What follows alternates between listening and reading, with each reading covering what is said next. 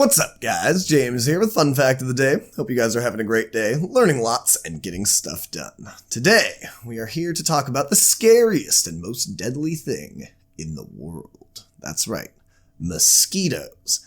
These things bite everybody, and so the question today is, how do you stop from getting bit by mosquitoes, and why do they even bite us in the first place? How do they know that we are a human and not that rock over there, or this lamp right here? This is especially important now that in the news every single day some mosquito is carrying the new version of the plague, or Ebola, or whatever the hip-happening disease of the week is. So, in order to not die, we're going to talk about how not to get bit. You see, mosquitoes are mostly attracted to CO2, carbon dioxide, which we exhale every time we breathe. So, the number one way to avoid getting bit by a mosquito is to stop breathing. You might notice that, let's say you're camping, for example, and you get up to go get some firewood. You thought, alright, I'm not getting bit that much. Let's go get some firewood, we'll stock this fire, we'll keep not getting bitten.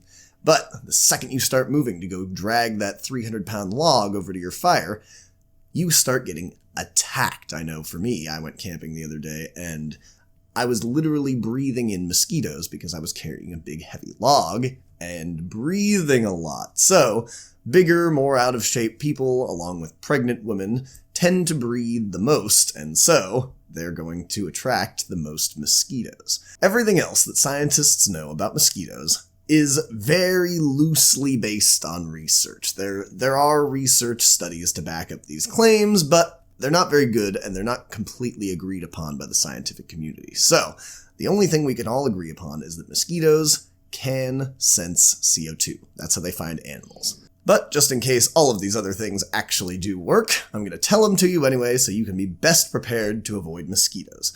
The number one thing that seems to be fairly agreed upon with scientists is that the color of your clothing makes a difference on how well mosquitoes can find you, especially during the day.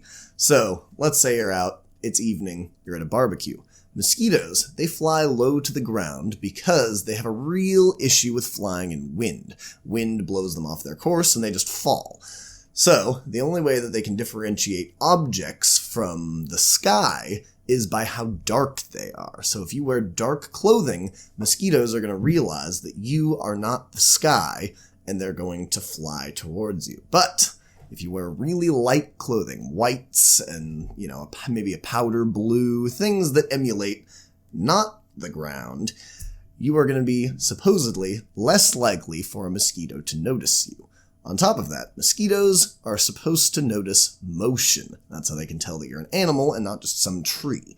So, if you move around a lot, they theoretically are going to find you more attractive than somebody who's just sitting perfectly still. However, that could also be attributed to the amount of CO2 that you're breathing when you're moving more, because obviously the more you exert, the more CO2 you're going to exhale. The next hotly debated topic as to why mosquitoes bite certain people as opposed to others is the chemicals on your skin. Have you ever noticed that you tend to get a ton of mosquito bites around your ankles and your feet, especially if you're wearing flip-flops near a lake? Holy cow, they're everywhere. Many scientists currently believe that the reason for that isn't because there's a whole bunch of blood vessels there or because your feet get hot when you walk around. That's what I believe. But they tend to believe things like the chemicals on your skin tend to drip down to your feet and your ankles, and some of those chemicals, they're not sure which ones, but there are a few acids in question, might actually be attracting those mosquitoes. So, the theory then is, do different people's DNA and genes have anything to do with how likely they are to get bit? Why does Chad never get bit, but I get bit all the time? Well, some guys in Britain did a study once where they compared gym socks of 200 sets of twins to see if there were any differences between them, because in theory, they have DNA that is identical, so their foot sweat and chemicals and all sorts of things should be the same, and basically there was nothing conclusive found. But the study was done, and supposedly it half solidified this theory that your feet are filled with chemicals that attract mosquitoes.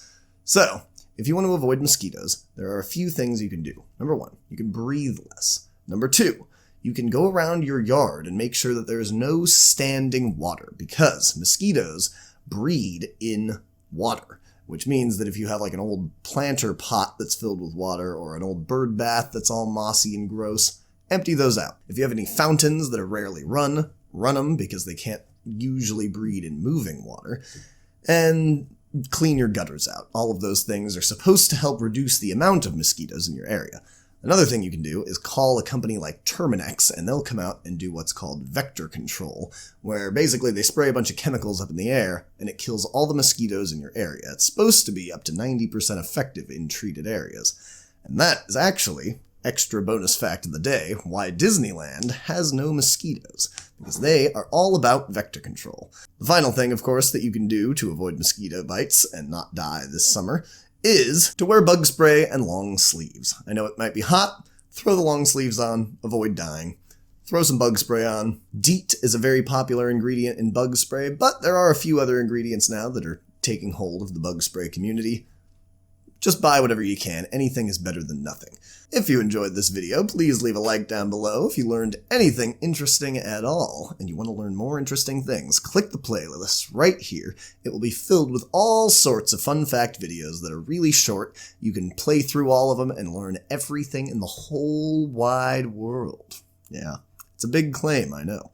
And it's a lie. Thank you very much. Subscribe if you haven't already, and I will see you tomorrow.